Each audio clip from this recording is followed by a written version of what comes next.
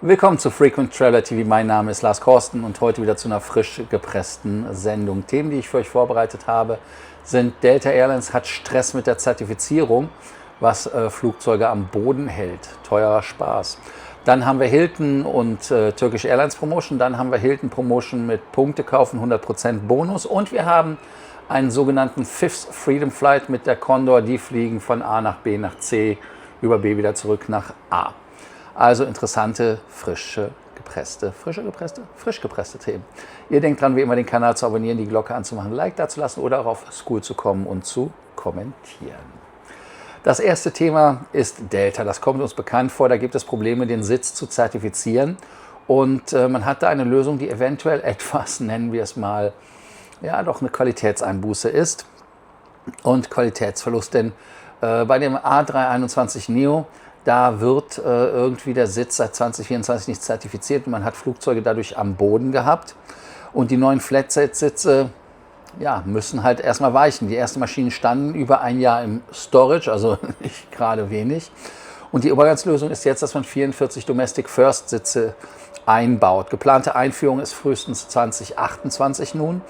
Aber es sind zwei Sitzhersteller im Rennen. Der alte Hersteller, also der ursprünglich das machen sollte, das war Safran und der Vue-Sitz. Und als Backup will man jetzt den Thomson Vantage Solo haben. Und die Entscheidung ist ganz pragmatisch. Wer zuerst zertifiziert wird, der kriegt Zuschlag.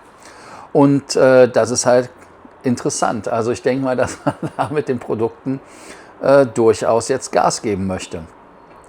Und Ranjan Goswami von der Delta, der halt gesagt hat, wer das zuerst hinkriegt und gewinnt, ist natürlich ein relativ cooler Move, finde ich. Also ich finde das als Fluggesellschaft schon relativ cool.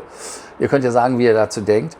Aber strategisch ist das natürlich etwas, wo man auf Geschwindigkeit setzt, anstatt auf Innovation. Und Time to Market ist halt wichtiger als Produktqualität. Und ist die Regulierung eventuell ein Innovationskiller, wo man sagt, naja, nun gut, gewisse Dinge brauchen halt ihre Zeit?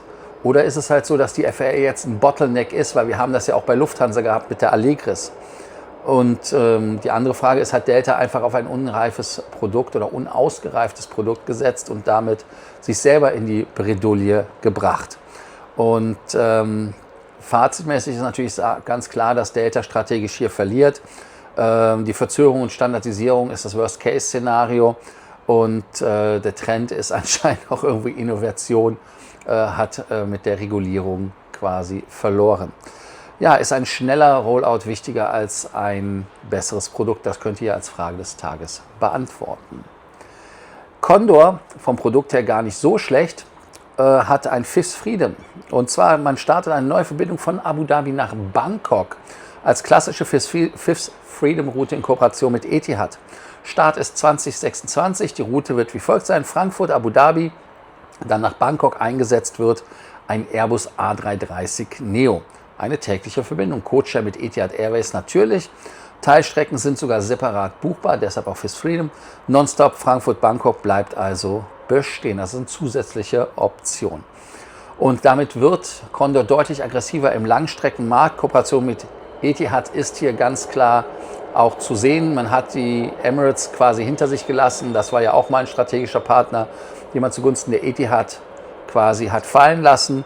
Und damit hat man mehr Flexibilität durch Teilstreckenbuchungen und auch irgendwie Konkurrenz zu den Gulf-Carriern, ne? Weil man fliegt ja jetzt doch durchaus gegen Etihad selber. Die fliegen ja auch noch nach Bangkok und auch Emirates. Ja, Etihad-Guestmitglieder können Condor-Flüge einlösen als Meilen oder als Ticket. Stärkung von Partnerschaften statt Allianzen. Und damit entwickelt sich Condor halt auch weiter in so eine Netzwerkrichtung. Und die Frage ist aber, kann Condor gegen Emirates und Qatar bestehen? Oder ist halt wieder hier die Magie des Preises gefragt? Fazit ist halt, dass das ein cleverer Move ist mit hohem Potenzial. Condor wird deutlich internationaler und man sieht auch, dass klassische Partnerschaften immer mehr Allianzen ersetzen. Man redet ja auch davon, das ist jetzt vom Fazit wieder weg natürlich, man redet ja auch davon, dass ein OneWorld-Partner in Deutschland fehlen würde und das wäre vielleicht Condor. Also da muss man mal gucken. Die Frage ist, würdet ihr zum Beispiel mit Condor fliegen, anstatt mit Etihad oder aber auch mit Emirates oder Qatar auf dieser Strecke?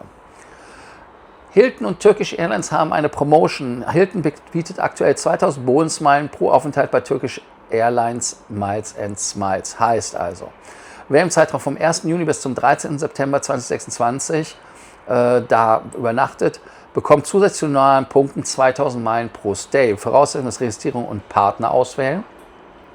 Damit ist natürlich Miles & Smiles wieder spannend für die einen oder anderen, die da Meilen sammeln. Aber die Frage ist, lohnt sich Miles & Smiles überhaupt langfristig? Ich selber, ich sammle nicht bei den Türken, aber ich hatte jetzt am Stammtisch noch jemand, der war das, ich weiß gar nicht, wer es war, sammelt bei Türkisch, also insofern, wenn du bei Hilton übernachtest, denk daran, die Punkte mitzunehmen. Und das Fazit ist natürlich, dass das ein Low-Effort ist und ein netter Bonus, aber es ist kein Game-Changer, aber trotzdem sinnvoll. Also insofern sammelst du eher Punkte oder Meilen, also was wollt ihr bei der Promotion machen. Wer auf anderem Wege Hilton Punkte bekommen will, kann die Punkte kaufen. Hilton startet wieder eine Punktaktion mit 100% Bonus und erhöhtem Kauflimit. Zeitraum ist bis zum 24. Juli, 100%. Limit ist auf 240.000 Punkte erhöht. Der effektive Preis ist 0,5 Cent pro Punkt. Klassische Cashflow-Move. Gute Deals bei Luxushotels sind damit möglich. Aber die Punktekäufe sind natürlich semi-sinnvoll, wenn die Preise irgendwo merkwürdig sind. Nur mit konkreten Use Case könnt ihr das kaufen. Das ist ja das, was ich immer wieder sage. Oder sollt ihr es kaufen? Können tut ihr immer, aber die Frage ist, wann sollt ihr es kaufen? Und die Devaluation, wie ich ja anmerkte, ist halt das Hauptproblem bei dem Ganzen. Und die Frage ist, kaufst du Punkte oder wartest du lieber auf Deals? Als Gesamtfazit der heutigen Sendung kann man wirklich sagen, Premium-Produkte scheitern zunehmend an der Regulierung. Airlines verlieren Differenzierung und Standardisierung, weil man feststellt, dass viele Fluggesellschaften dieselben Sitze haben. Da ist kaum ein Unterschied außer den Farben oder mal hier eine Klappe, da eine Klappe oder irgendwas. Aber wo ist die Unterscheidung beim Hard Product? Partnerschaften bleiben anscheinend wichtiger als Allianzen. Loyalty-Programme bleiben zentraler Revenue-Treiber, weil man die Punkte ja verkauft. Aber auch Devaluation setzt sich fort. Ihr könnt ja die Fragen des Tages beantworten, nachdem ihr auf School gekommen seid oder auch auf Kommentare antwortet. Die Frage des Tages ist, würdest du Condor auf Langstrecke wählen oder ist Delta überhaupt eine Premium-Airline? Nein, wollen wir gar nicht so gemein sein. Fragen wir lieber, wie findet ihr die Hilton Promotion? Also, bis dann. Danke, dass ihr heute wieder dabei wart bei Frequent Traveler TV. Bis dann. Ciao.